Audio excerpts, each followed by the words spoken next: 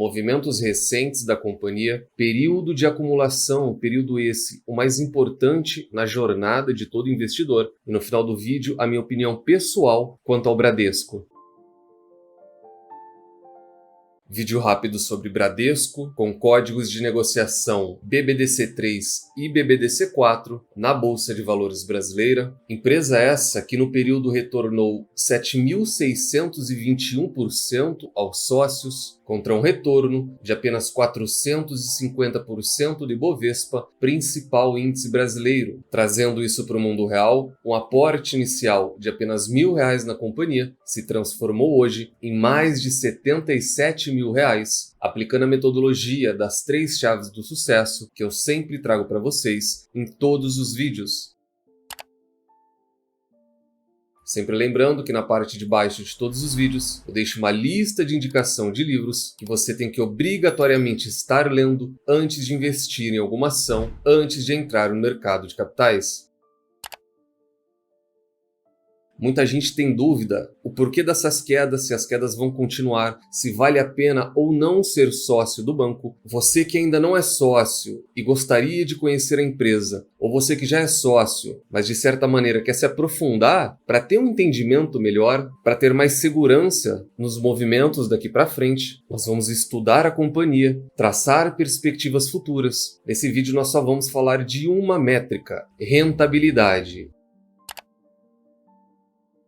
No que diz respeito a movimentos recentes da empresa, como sócio, eu não acredito que esteja legal. A gente volta e remete aqui a Peter Lynch, que quando uma diversificação ela é feita de maneira não pensada ou não calculada, ele chamava isso de piorização, que é quando a empresa não foca no core business, no negócio de expertise dela. Ao invés de priorizar o que ela tem de melhor, ela acaba piorizando a situação como um todo. Nos últimos 20 dias, o Bradesco se tornou o maior acionista de Enauta. Isso é uma operação com a Queiroz Galvão, é uma operação por conta de uma dívida, e hoje o Bradesco é o maior acionista da Enauta, uma empresa de petróleo, uma empresa de energia. E apenas para que fique claro, eu não tenho nada contra a Enauta, muito pelo contrário, eu sou sócio. O último movimento que eu fiz na companhia foi realizado lá em 2021. Eu aumentei a minha posição, pagando praticamente o dobro daquilo que eu já tinha, paguei R$12 na empresa e hoje a empresa vale algo em torno de R$30. O retorno total sobre isso já multiplicou mais de 3 vezes. Então, apenas para deixar claro, a questão aqui não é a Enauta. O ponto é que o Bradesco acabou de se tornar o maior acionista de uma empresa que ele não tem expertise alguma. Em fato relevante, por ser uma operação grande, a empresa diz que não tem expectativa de venda, que não tem expectativa de gestão sobre a empresa, que vai se manter inerte. Porém, o Bradesco já tem muitos problemas internos para resolver, mesmo que por uma questão de oportunidade de preço e de operação, é uma energia gasta em algo que não é o negócio principal. Mais um movimento, o Bradesco deliberou agora pela incorporação do Asset. A decisão visa otimizar a estrutura organizacional do banco, além de maior eficiência e simplificação dos processos administrativos. Fecha aspas. Quando a gente olha para o Banco Itaú e observa em paralelo os movimentos que o Itaú faz, eles são totalmente diferentes dos movimentos do Bradesco. Abre aspas aqui em cima. Cisão de Itaú BBA é versão em miniatura da Eletrobras, apontam analistas. É uma analogia que eles fazem com a Eletrobras, que também dividiu ativos de geração, só que nesse caso, o Itaú Banco ele está se desfazendo, ele está separando o Itaú BBA. Nós temos sim o ponto de diferenciação Itaú BBA e Bradesco Asset, só que a questão aqui é, enquanto um agrega negócios em busca de otimizar a estrutura, o Itaú separa negócios também em busca de otimização de estrutura organizacional. Não à toa, o Bradesco, que um dia já foi o banco privado líder do país, não figura entre as melhores marcas. Quando a gente fala de melhor e maior marca, a mais valiosa do nosso país, o Itaú é quem lidera o ranking. E essa liderança, ela passa muito por trás de gestão e de alocação de capital. Um outro movimento, talvez na tentativa de se modernizar, o Digio, que é um banco do Bradesco, ele inaugurou a frente de investimento investimentos e lançou um novo CDB. Até então, é um movimento para abrir um leque maior de opções para o correntista ou investidor. A grande maioria não sabe, por isso esse é um vídeo profundamente informativo sobre a empresa. O Digio, ele é o banco digital do Bradesco. E caso você não conheça, essa é a plataforma inicial do Digio. Confesso que até mesmo o nome desse banco digital me incomoda, porém vamos por partes. Essa fintech ela é fruto de mais uma parceria Bradesco-Banco do Brasil. Em 2021, o Bradesco se tornou o único controlador em uma operação de mais de 600 milhões de reais. Ele comprou a fatia do Banco do Brasil no banco digital. Além do Digio, o Bradesco tem o Next, que é mais um banco digital. E só para vocês terem ideia da magnitude desses movimentos, são mais de 100 milhões para a criação do banco, além de $1 bilhão, essa cifra em dólares, em todo o setor de TI, apenas para viabilizar o lançamento do banco. Caso você não conheça, essa também é a plataforma do Next. Nós falamos de pouco mais de 12 milhões de clientes no Banco Next e algo em torno de 6 milhões, se eu me recordo de cabeça, no caso do Digio. Só que qual que é o grande problema disso? O Bradesco ele se viu atrasado e de fato ele está, e muito. Eu venho tecendo muitas críticas a isso. Olha qual foi a ideia inicial. O Bradesco quer ter uma Unilever das fintechs. E vem o questionamento, será que isso vai funcionar? A Unilever, caso vocês não conheçam, ela tem dezenas e dezenas de marcas. Eu só me lembro de cabeça da P&G para tamanha magnitude. Mas olha só o comentário e a ideia do Bradesco. Abre aspas. É como a Unilever, que tem várias marcas e você nem sabe que aquela determinada marca é deles. Isso é de fato. Muito provavelmente na casa de vocês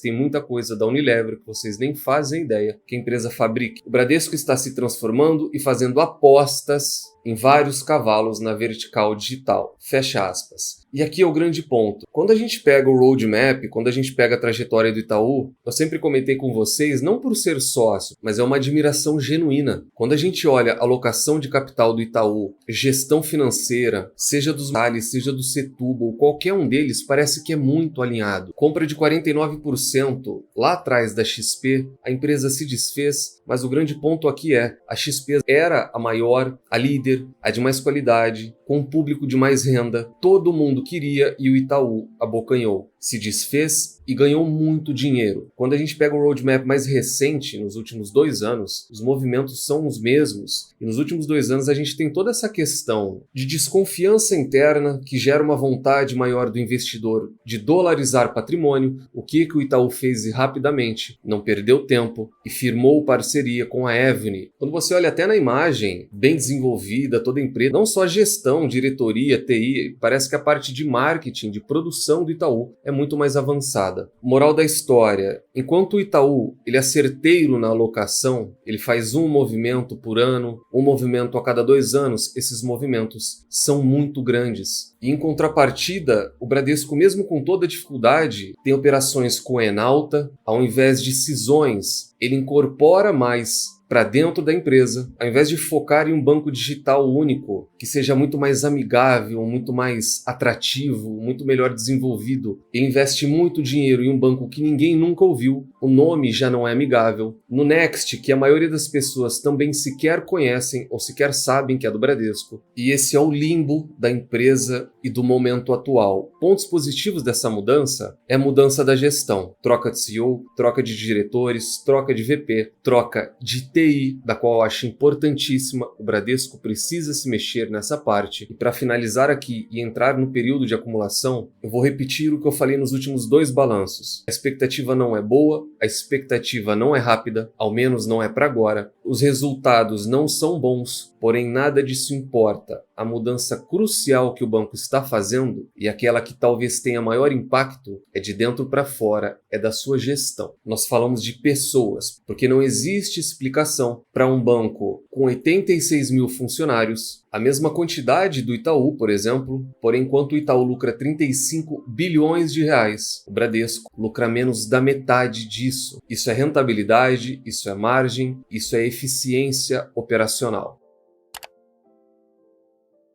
E qual é o momento do Bradesco hoje? Ele vai melhorar? Ele vai piorar? E a resposta é nenhum e nem outro. Por que disso? Porque como alguém que tem empresa e que é sócio há muito tempo, o banco está atravessando aquilo que eu chamo de período de acumulação. E período esse, ou conceito esse, que ele é o mais importante para o investidor. O investidor tende a olhar apenas para o momento da compra e para o momento da venda. Só que no meio de tudo isso, existe aquilo que eu chamo de período de acumulação. Me vão faltar exemplos aqui de quantas vezes eu já fiz isso. Eu fiz isso com Enalta, abaixo de 2 dígitos. Eu fiz isso com Sanepar, próximo à casa de R$ 2, R$ 3 baixo. Eu fiz isso com a Vale, na casa de R$ 14, R$ 15. Fiz isso com o Banco do Brasil a R$ 16. Fiz isso com todas as minhas empresas. E todas elas multiplicaram capital. Um típico exemplo disso é a própria Unipar, um exemplo real nosso do dia a dia. A Unipar valeu sim mais de R$ 100 e todo mundo fica extremamente eufórico quando ouve o Barsi dizer que pagou centavos na companhia e que ela multiplicou por uma centena de vezes. Porém, o que ninguém compreende é esse conceito de acumulação, que geralmente ele se dá por um curto prazo. Só que curto prazo esse, eu falo de 3, 4, até mesmo 5 anos. O Luiz Barsi começou a comprar a empresa lá atrás, na casa dos R$ 2. E de fato, ela chegou a valer R$ 110. Porém, o que ninguém se atenta, a um conceito que não é divulgado, é a parte mais penosa de tudo isso. A companhia passou 4 anos, quase 5 anos, sendo negociada a R$ 2, entre R$ 2,10, R$ 2,90, toca R$ 3, retorna a R$ 2. E todo esse período é período de acumulação. É um momento difícil, é um momento de muitos questionamentos que eu sempre me questiono neles. Em que sentido? Será que eu estou fazendo a coisa certa? Será que eu não estou apostando errado? Porque todo investimento é uma aposta. Será que essa empresa é a empresa correta? Será que eu não vou perder dinheiro? Mas uma coisa é fato, todo grande resultado, toda multiplicação de patrimônio, ela não existe sem período de acumulação e eu preciso fazer um vídeo dedicado apenas sobre isso. Trouxe o exemplo para vocês que Howard Marks, um mestre de ciclos de mercado, aumentou a posição dele recentemente em Vale e em Bradesco. E voltando na história, a gente pode observar que isso já se repetiu muitas e muitas vezes. Isso daqui são balanços do banco de décadas atrás. A gente fala de 21 anos atrás, no estouro da bolha das .com. Sempre falo que o impacto de crises para o setor de serviços ele é imediato, para o setor bancário financeiro ele é mais tardio, sempre sofre mais tarde. E está acontecendo agora, após o C-19. O crédito ele é enxugado, a inadimplência dispara. Com o passar dos meses e dos anos, o PDD também dispara. E 5 anos depois, esse PDD ainda estava em alta quando ele sofreu a primeira queda na metade do 5º ano. E é quando a provisão duvidosa começa a diminuir que a linha de lucro líquido começa a ser aliviada. Novamente, 4º trimestre de 2009, o que foi isso? 2008, subprime, mais uma situação complicada mundial. O PDD do banco disparou até 2009 e começou a ter uma queda no final também de 2009. Mais adiante, 2016, o que foi isso daqui? Vocês se lembram muito bem o que a gente teve em 2015, toda a dificuldade no Brasil. O PDD do banco disparou até o 4º trimestre de 2016. Foram 24 meses seguidos de alta no PDD. Até que a gente vem para o mais recente. Junho de 2019, toda essa situação que a gente viveu e ainda vive. E de lá para cá, o aumento no PDD, ele é constante, ele não para. E a inadimplência, a mesma coisa. Por que é necessário essa volta no passado? Porque o investidor também tem que entender que isso é passageiro. Só que quando a gente olha para o curto prazo, esse é o resultado. Abre aspas, Bradesco é dinheiro no curto prazo. E aqui a gente traz comentários do Safra que sempre valem muito a pena acompanhar um pouco. O caso Bradesco. O levantamento mostrou que os investidores seguem cautelosos em relação ao banco. Embora a ação pareça barata, negociada a 0,8 PVP, já falei para vocês, esqueçam essa questão de valor patrimonial. Os entrevistados costumam ver o papel como dinheiro no curto prazo. Abre aspas novamente, a gente tende a acreditar, especialmente quando eles consideram os esforços nos próximos trimestres. E aqui eles falam de eficiência, fecha aspas. E junto a isso, o Safra também reduziu previsões de lucro, mesmo que a recomendação ainda seja de compra. Eles colocaram para 24 e 25 18,5 bilhões, ou seja, uma ligeira melhora próximo aos 16 que nós tivemos agora em 23, e para 25, 22,7 bilhões, o que implica em um ROI de 13%. E como nós falamos em lucro, nós falamos em rentabilidade, agora nós entramos na última parte, que é a minha opinião e a mensagem principal para qualquer um que queira se tornar sócio ou que já seja sócio da empresa.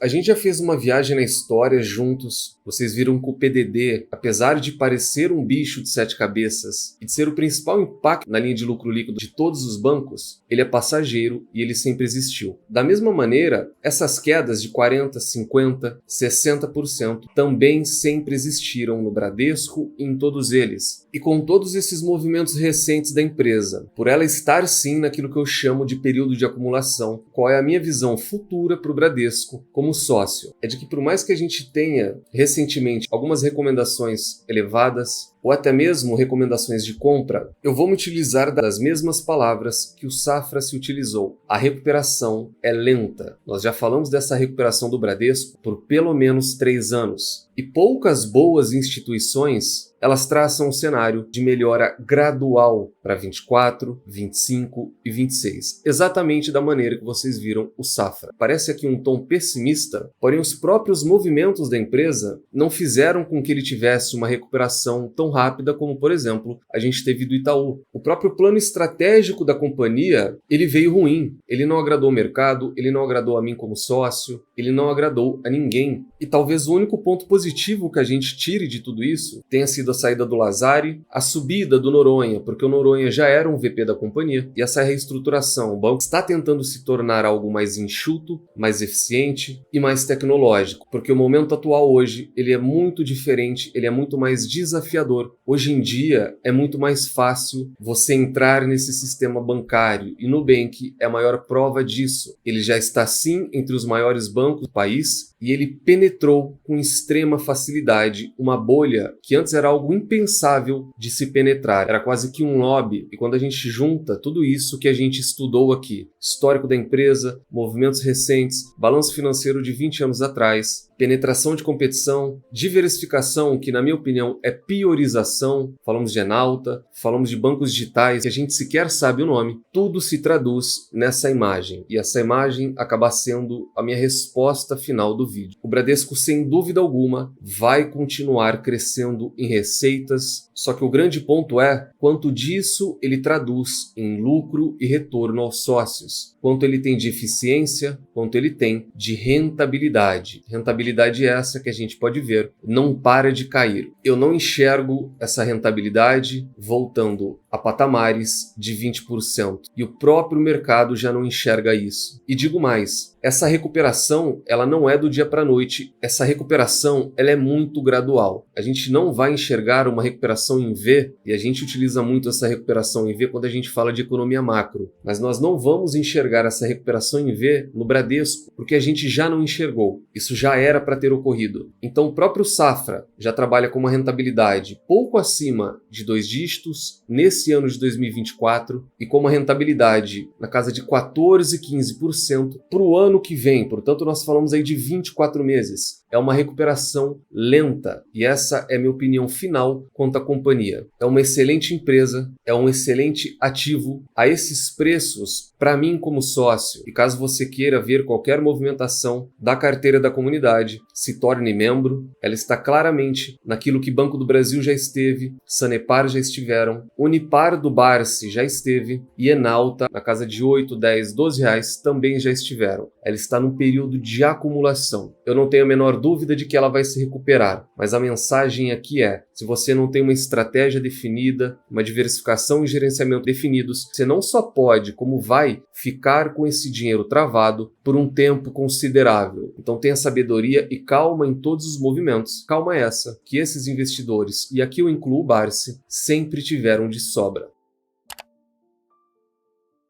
Portanto, hoje falamos do Bradesco, uma empresa do setor bancário, um dos meus setores preferidos na Bolsa de Valores. Hoje uma conversa longa, porém em tom de debate. A gente deixou um pouco os números e análise fundamentalista de lado e eu pude colocar aqui a minha opinião quanto à empresa e a necessidade de paciência na recuperação da empresa e, consequentemente, com as cotações da empresa. Deixa no comentário se gostaram ou não, se concordam ou não. Nunca se esqueçam das 3 chaves do sucesso. Encontre excelentes empresas a preços atrativos, com uma excelente gestão e nunca mais as vendam. Tranque-as às 7 chaves. O Valor Investing foi e ainda é a melhor maneira do investidor pequeno individual multiplicar o seu capital na Bolsa de Valores. Nos vemos no próximo vídeo e até lá!